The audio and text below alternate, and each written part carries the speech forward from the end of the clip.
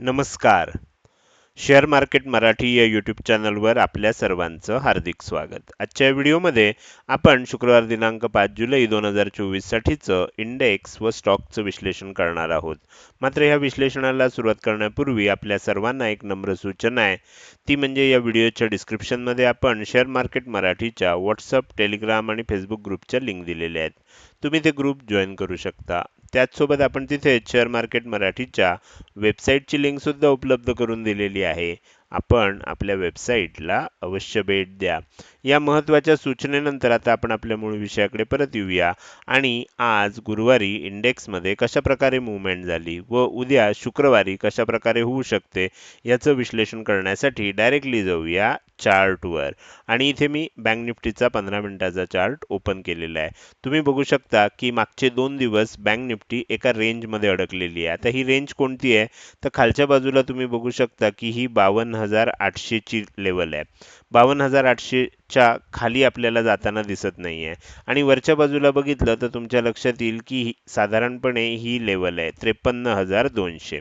म्हणजे खालच्या बाजूला 52,800, वरच्या बाजूला 53,200 आणि 2 दिवस ह्याच रेंजमध्ये आपल्याला अडकलेलं बघायला मिळतंय. आता ह्याच्यामध्ये आपल्याला अशी अपेक्षा आहे की ज्या दिशेनं ब्रेकआउट होईल, समजा वरच्या दिशेनं ब्रेकआउट झालं तर साधारणपणे 400 पॉईंटचा आपल्याला हा डिफरन्स आहे, म्हणजे ह्या दोन लेवलमधलं अंतर आहे. तर तेवढंच टार्गेट वरच्या दिशेनं आपल्याला बघायला मिळू शकतं. म्हणजे जर वरच्या बाजूनं ब्रेकआउट झाला तर आपल्याला 53,600 हे टार्गेट आपल्यासाठी टेक्निकली ओपन होईल.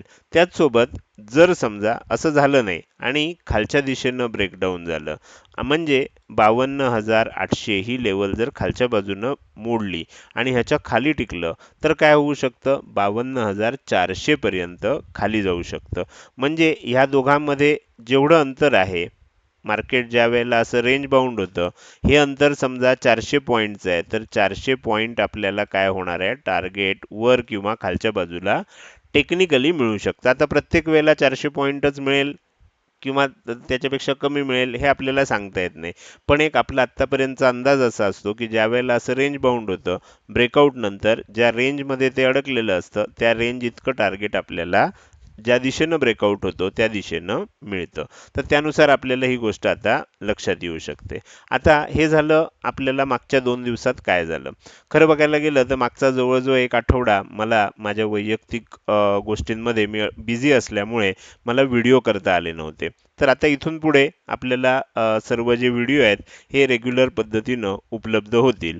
तर आपल्याला इथे एक गोष्ट लक्षात घ्यायची आहे की आता उद्यासाठी आपण जे विश्लेषण करतोय त्यामध्ये वरच्या बाजूला 53,175 ही लेवल इम्पॉर्टंट लेवल म्हणून आपण घेतलेली आहे.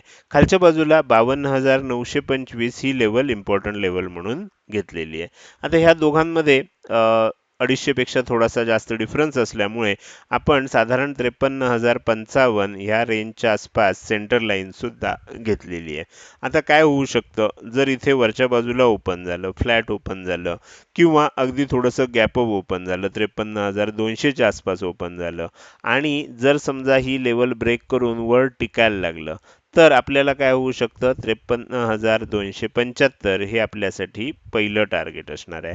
53,375 हे दुसरं टार्गेट असणार आहे आणि 53,475 हे आपल्यासाठी तिसरं टार्गेट असणार आहे.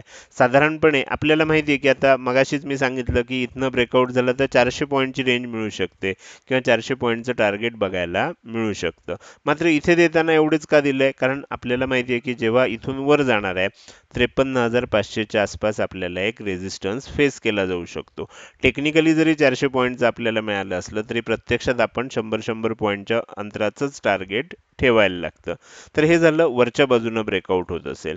जर समजा इथे फ्लॅट ओपन झालं, थोडंसं गॅप अप ओपन झालं आणि खाली जायला लागलं, तर खाली येत असताना जर समजा 53,055 च्या आसपास असणारी ही सेंटर लाईन ब्रेक केली, तर काय होईल? पुन्हा आज आणि काल जे काही घडलं त्याच पद्धतीनं आपल्याला साइडवेज मूव्हमेंट बघायला मिळू शकते.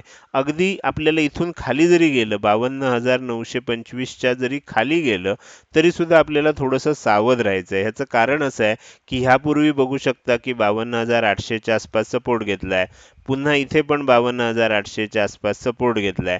तर इथून खाली जात असताना 52,825 किंवा 52,800 ची लेवल आपल्याला थोडीशी काळजीपूर्वक बघणं आवश्यक आहे. जर ह्या लेवल तुटत असतील तर मग खाली जात असताना आपल्याला 52,725, 52,625 अशी टार्गेट्स बघायला मिळू शकतात. तर ह्याच्यासाठी आपल्याला करायचं काय आहे की थोडा वेळ वाट बघायची आहे. आता जसं बघा आज आपल्याला एक मोठी रेंज बनली पहिल्या 15 मिनिटात. त्यानंतर काय झालं? इनसाइड कॅन्डल बनली. आपल्याला काय बघायचं असतं जेव्हा अशी एक मोठी रेंज बनते, ती रेंज ब्रेकआउट कुठे येतो? तर आपल्याला इथे लक्षात आलं काय झालं? खाली आलं, वर गेलं आणि पुन्हा खाली यायला लागलं. एक प्राइस ॲक्शन झाल्याशिवाय आपल्याला एंट्री घेणं इंट्राडे ट्रेड करत असताना थोडंसं अवघड असतं. तर इथे प्राइस ॲक्शन झाली, एन शेप बनला, ब्रेकआउट झाला, आपल्याला 1:1 टार्गेट इथे बघायला मिळालं. ह्या लेवलला आपल्याला ब्रेकआउट झाला होता.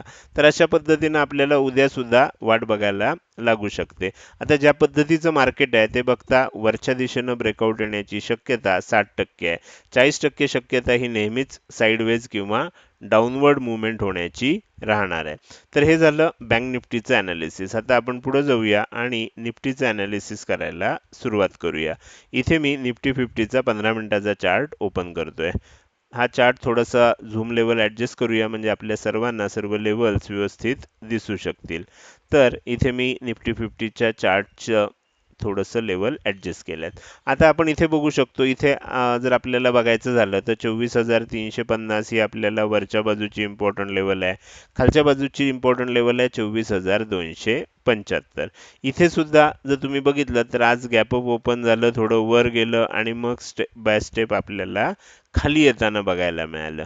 आता काय होऊ शकतं जरी खाली आलं असलं तरी तुमच्या लक्षात येईल की आदल्या दिवशीचं क्लोजिंगचा जो एरिया आहे ह्या एरियाच्या आसपासच आज दिवसभर सपोर्ट घेतलेला आपल्याला लक्षात येतोय. तर त्याच्यामुळे होऊ काय शकतं उद्या जर फ्लॅट ओपन झालं आणि पुन्हा जर वर जायला लागलं 24,350 ही लेवल जर वरच्या दिशेनं ब्रेकआउट आली तर मग काय होऊ शकतं 24,400, 24,450, 24,500 ह्या 3 लेवल आपल्याला उद्या टार्गेट म्हणून आपल्याला बघायला मिळू शकतात. तर ही गोष्ट आपल्याला लक्षात ठेवायची की पुन्हा जर वर जायला लागलं तर मात्र काय होईल आपल्याला वरच्या टार्गेट्स यायला लागतील. कारण मार्केटमध्ये सध्या तेजीचं वातावरण आहे. मात्र जर काही कारणामुळे थोडंसं प्रॉफिट बुकिंग कंटिन्यू होणार असेल तर मग आपल्याला वाट कसली बघायची आहे? वाट बघायची आहे की 24,275 ही लेवल खालच्या बाजूनं ब्रेक होते का? जर ही खालच्या बाजूनं ब्रेक झाली तर मात्र थोडंसं सेलिंग वाढू शकतं आणि खाली येत असताना 24,225, 24,175 आणि 24,125 अशा लेवल आपल्याला बघायला मिळू शकतात. हे झालं बँक निफ्टी आणि निफ्टीचं विश्लेषण. आता आपण उरलेले जे 2 इंडेक्स आहेत, ह्या 2 इंडेक्सचा मी तुम्हाला फक्त चार्ट दाखवणार आहे ज्याच्यामधल्या इम्पॉर्टंट लेवल आणि टार्गेट लेवल बघून तुम्ही काय करू शकता, तुम्ही सुद्धा जर ह्याच्यामध्ये विश्लेषण करणार असाल तर ह्या लेवलचा तुम्हाला रेफरन्स म्हणून वापर करता येऊ शकेल. तर इथे तुम्हाला फिन निफ्टीचा चार्ट मी ओपन करून दिलेला आहे. फिन निफ्टीच्या चार्टचं पाहिजे असेल तर तुम्ही स्क्रीनशॉट काढून घेऊ शकता. त्यानंतर आपण पुढे जाऊया आणि शेवटचा इंडेक्स जो आहे निफ्टी मिड कॅप सिलेक्ट, तर निफ्टी मिड कॅप सिलेक्ट ह्या इंडेक्सचा चार्ट जो आहे तो मी थोडासा तुम्हाला ओपन करून प्रॉपर झूम करून दाखवतोय. म्हणजे जर तुम्हाला पाहिजे असेल तर तुम्ही काय करू शकता त्याचा स्क्रीनशॉट घेऊन ठेवू शकता. आणि ह्या पद्धतीनं जर विश्लेषण करायला तुम्हाला करायचं असेल तर त्याच्यासाठी या लेवलचा उपयोग होऊ शकतो. तर हे झालं चारही इंडेक्सचं विश्लेषण. आता आपल्याला काय करायचं आहे थोडंसं पुढं जायचं आहे आणि इंडेक्सच्या विश्लेषणानंतर आता आपण काही स्टॉकचं विश्लेषण करायला सुरुवात करणार आहे. त्यासाठी मी तुम्हाला पुन्हा एकदा चार्टवर घेऊन येतोय. सगळ्यात पहिल्यांदा आपल्याला टाइम फ्रेम जी आहे ही 15 मिनिटावरनं डेली टाइम फ्रेमला सेट करायचं आहे आणि त्याच्यानंतर मी तुमच्यासाठी जे काही स्टॉक काढलेले आहेत ते आपण एक एक बघायला सुरुवात करूया. सगळ्यात पहिल्यांदा आपल्याला जो स्टॉक बघायचा आहे तो आहे ICICI बँक. ICICI बँक आपल्या सर्वांना माहितीच असेल किंवा जे सदस्य नियमित हे व्हिडिओ बघतात त्यांना ते नक्कीच माहिती असेल की हा माझा पर्सनल फेवरेट स्टॉक आहे आणि माझ्या पोर्टफोलिओमध्ये सुद्धा हा स्टॉक आहे. तर ह्याच्यामध्ये आपल्याला काय दिसतंय? ह्याच्यामध्ये आपल्याला असं दिसतंय की एकदा हे सगळं सेलिंग झालं 4 तारखेला रिझल्ट लागल्यानंतर, त्यानंतर ह्या स्टॉकनं रिकव्हरी केली आणि आपल्याला हा जो हाय बनलेला होता 3 तारखेचा तो ब्रेक केला. ब्रेकआउट केल्यानंतर काय झालं? ब्रेकआउट झालं, लेवल टेस्ट करायला खाली पण आलं आणि त्यानंतर आता परत वर जाते. म्हणजे एन शेपचं ब्रेकआउट आपल्याला आता मिळण्याची शक्यता निर्माण झालेली आहे. तर इथे आपल्याला लक्षात ठेवायचं आहे की जर 1235 या आसपास जो हाय बनलेला होता, आज आपण त्या हायच्या अगदी जवळ जाण्याचा प्रयत्न केला. जर 1235 या हायला ब्रेक केलं तर हा स्टॉक आपल्याला येणाऱ्या काळामध्ये आणखीन तेजी करताना बघायला मिळू शकतो. मी तुम्हाला सांगितलं होतं आणि हे वारंवार सांगतोय आणि हे आत्ता सांगत नाहीये, तर अगदी मागच्या 1-2 वर्षापासून सांगतोय की ICICI बँक हा स्टॉक पुढचा HDFC बँक आहे. म्हणजे अजून जर तुम्ही बघितलं तर ज्यावेळेला मी हे सगळं सांगत होतो तेव्हा HDFC बँक साधारण 1300, 1400, 1500 रुपयाच्या आसपास होता आणि त्यावेळेला हा स्टॉक कदाचित 700-800 रुपयाच्या आसपास होता. आत्ता जर बघितलं तर HDFC बँक अजूनही 1700 रुपयाच्या आसपास आहे आणि हा स्टॉक मात्र तिथून आता 1200 पर्यंत पोहोचलेला आहे. तर नेहमी अशा वेळेला आपल्याला काय होतं की ह्या ज्या गोष्टी असतात तर त्याचा आपल्याला उपयोग होऊ शकतो. ICICI बँक खूप खालच्या लेवलपासून त्याच्यामध्ये मी गुंतवणूक करत होतो आणि मी जेव्हा त्याच्यामध्ये मला लक्षात येत होतं असं ब्रेकआउट वगैरे दिसतायत, मी ह्याच्या आधी सुद्धा अनेक वेळेला हा स्टॉक तुम्हाला शेअर केलेला आहे. तर हा झाला ICICI बँक या स्टॉकविषयी. दुसरा माझा फेवरेट स्टॉक आहे तो म्हणजे टाटा मोटर्स. टाटा मोटर्समध्ये जर तुम्ही बघितलं तर ह्या सर्व घडामोडींनंतर आत्ता सध्या काय चित्र दिसतंय? तर सध्या असं चित्र दिसतंय की एक सेलिंग झालं होतं, त्यानंतर एक बाउन्स आला, पुन्हा सेलिंग झालं आणि पुन्हा बाउन्स येतोय. म्हणजे इथे डब्ल्यू पॅटर्न बनताना आपल्याला दिसतोय. 1005 च्या वर जर हा स्टॉक आता टिकत असेल, तर येणाऱ्या काळामध्ये ह्या स्टॉकमध्ये पुन्हा आपल्याला एकदा तेजी बघायला मिळू शकते आणि हा जो हाय बनला होता पूर्वी, ह्या हायच्या दिशेनं वाटचाल म्हणजे 1050 च्या दिशेनं वाटचाल आपल्याला होताना ह्या स्टॉकमध्ये बघायला मिळू शकते. डब्ल्यू पॅटर्न इथे बनलेला आहे. 1005 च्या वर जर एक 15-20 मिनिटं अर्धा तास टिकला तर येणाऱ्या काळात 1050 पर्यंत हा स्टॉक वर जाऊ शकतो. हा सुद्धा माझा पर्सनल फेवरेट आहे आणि माझ्या पोर्टफोलिओमध्ये सुद्धा हा स्टॉक आहे. तर त्यानंतर आपण पुढे जाऊया आणि पुढचा स्टॉक बघूया. हा स्टॉक आहे सन टीव्ही. सन टीव्हीमध्ये आपल्याला काय झालंय की इथे ब्रेकआउट येता येता आपल्याला आज एक सेलिंग बघायला मिळालं. आता तुम्ही जर इथे बघत असाल तर मी मुद्दाम ह्या 4 लेवल काढल्यात. आता ह्या लेवल असं मी जेव्हा म्हणतोय तर काही जणांचा आक्षेप असा असतो की सर तुम्ही ह्या लेवल म्हणता, आम्ही छोट्याशा मोबाईलवर हे बघत असतो, तर आम्हाला ह्या लेवल तुम्ही ज्या म्हणताय इथे जे आकडे दिसतात हे दिसतच नाहीत. तर इथे तुम्ही एक गोष्ट लक्षात ठेवायची आहे की तुम्ही सुद्धा हा डेली चार्ट आहे, सन टीव्हीचा चार्ट ओपन करू शकता. इथे ही जी हाय आहे हा मार्क करा. त्यानंतर इथे म्हणजे इथे काय झालं होतं बघा, एकदा वर गेलं खाली आलं, परत एकदा वर गेलं खाली आलं. हे जे 2 हाय आहेत हे मार्क करा. म्हणजे तुम्हाला ह्या 2 लेवल कोणत्या आहेत ते लक्षात येईल. त्यानंतर आता आपल्याला बघायचं आहे की मागच्या 3 दिवसामध्ये हाय कुठे बनला आणि लो कुठे बनलाय. याचं कारण मी तुम्हाला सांगतो की हाय इथे बनलेला आहे आणि लो इथे बनलाय. आता ह्या ज्या 4 लेवल तयार झाल्यात, ह्या 4 लेवल आपल्याला इम्पॉर्टंट आहेत. यापैकी वरची आणि खालची लेवल जी आहे म्हणजे साधारणपणे 800 च्या आसपास असणारी ही वरची लेवल आणि 775 च्या आसपास असणारी ही खालची लेवल, ह्याच 2 लेवलला महत्त्व आहे. अगदी थोडक्यात सांगायचं तर आजचा जो हाय आहे आणि आजचा जो लो आहे त्याच्या जवळच्या राउंड फिगर तुम्ही पकडू शकता. म्हणजे आजचा हाय आहे 800 च्या आसपास, लो आहे 775 च्या आसपास. आता ह्याच्यामध्ये काय होऊ शकतं? दिसताना काय दिसतंय? इथे जर ह्या 2 आजची आणि कालची कॅन्डल बघितलीत तर तुम्हाला दिसतंय की आपल्याला बिअरिश एनगल्फिंग पॅटर्न तयार झालाय. आता जर समजा 775 च्या खाली हा स्टॉक टिकायला लागला तर काय होऊ शकतं? बेरिश एनगल्फिंग पॅटर्न नुसार आपल्याला सेलिंग येऊ शकतं. त्याचबरोबर हा जो ब्रेकआउट आलेला होता, हा ब्रेकआउट फेल झाला म्हणून सुद्धा आपल्याला काय होऊ शकतं, सेलिंग वाढू शकतं. आणि अशा वेळेला 775 ही लेवल इम्पॉर्टंट असेल, याच्या खाली टिकत असेल तर हा स्टॉक हळूहळू येणाऱ्या काळात 740 रुपयापर्यंत सुद्धा येऊ शकतो. आता ह्या इथपर्यंत येईलच का हे सांगणं आत्ता अवघड आहे, पण आपण अशा वेळेला काय करायचं, 740 हे अल्टिमेट जर टार्गेट असेल तर 740 आणि 775 ह्याच्यामध्ये 4 भाग करायचे, म्हणजे ह्याची एक सेंटर लाईन काढायची, मग या वरच्या भागाची एक सेंटर लाईन काढायची आणि ह्या खालच्या भागाची एक सेंटर लाईन, ही 4 टार्गेट आपण ठेवू शकतो. तर ह्या पद्धतीनं अगदी सिंपल पद्धतीनं तुम्ही टार्गेट्स काढू शकता. स्टॉकचं नाव आहे सन टीव्ही. जर मात्र ह्या स्टॉकमध्ये येणाऱ्या काळामध्ये पुन्हा एकदा 800च्या वर टिकत असेल तर काय होऊ शकतं, पुन्हा तेजी होऊ शकते. ही गोष्ट आपल्याला लक्षात ठेवायची आहे. शेवटचा स्टॉक बघूया, HDFC बँक. HDFC बँकेनं बरेच दिवस आपल्याला इथे खाली राहिल्यानंतर एक मागच्या काही दिवसामध्ये आपण असं म्हणू शकतो की मागच्या एका महिन्यामध्ये खूप चांगली तेजी दिलेली होती.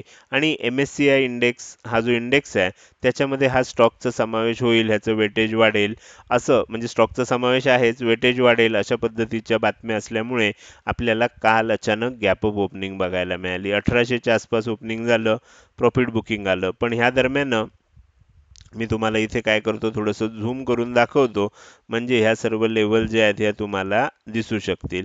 तर इथे झालं असं की ज्या वेळेला हे गॅप अप ओपन झालं आणि कालचं क्लोजिंग आलं, त्यामुळे कालचं क्लोजिंग किंवा कालचा लो इथे बनला आणि आदल्या दिवशीचा हाय इथे होता, तर ही एक गॅप तयार झाली होती. आज ती गॅप आपण भरली गेली आहे.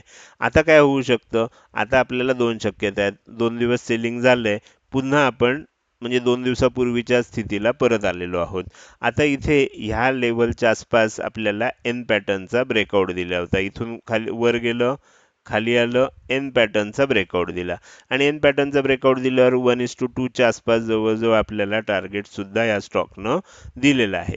आता हे झालं ब्रेकआउट नंतर. आता काय होऊ शकतं, ब्रेकआउट झालाय, वर गेलं, हाय बनवला, पुन्हा लेवल टेस्ट करायला खाली आलंय, इथून जरी पुन्हा वर जात असेल तरी ह्या स्टॉकमध्ये येणाऱ्या काळामध्ये तेजी होऊ शकते. तर ह्या ज्या लेव्हल्स आहेत ह्या तुम्ही सुद्धा स्वतः तुम्ही चार्ट ओपन करून, मी तुम्हाला काय करतोय, दिशा दाखवण्याचा प्रयत्न करतोय. माझ्याकडून अगदी स्पून फिडिंग करून घेण्याचा प्रयत्न करू नका. तुम्ही सुद्धा ह्या पद्धतीनं विश्लेषण करू शकता. तर हे झालं HDFC बँक ह्या स्टॉक विषयीचं विश्लेषण. हे आज आपण काय केलं, इंडेक्स बरोबरच स्टॉकचं विश्लेषण सुद्धा बघितलं. हे विश्लेषण तुम्हाला कसं वाटलं? जर हे विश्लेषण तुम्हाला आवडलं असेल तर नक्कीच तुम्ही या व्हिडिओला एक लाईक करू शकता. कसं वाटलं हे कमेंट सेक्शनमध्ये टाईप करून सांगायला अजिबात विसरू नका. लक्षात ठेवा, तुमची एक लाईक आणि एक चांगली कमेंट हीच माझ्यासाठी प्रेरणा असते, ज्याच्या सहाय्यानं रोजच्या रोज हे विश्लेषणाचे व्हिडिओ मी बनवत असतो. त्यामुळे व्हिडिओ आवडला असेल तर लगेच लाईक करा. कसा वाटतोय, काही सूचना आहेत तर त्या कमेंट सेक्शनमध्ये टाईप करून अवश्य पाठवा.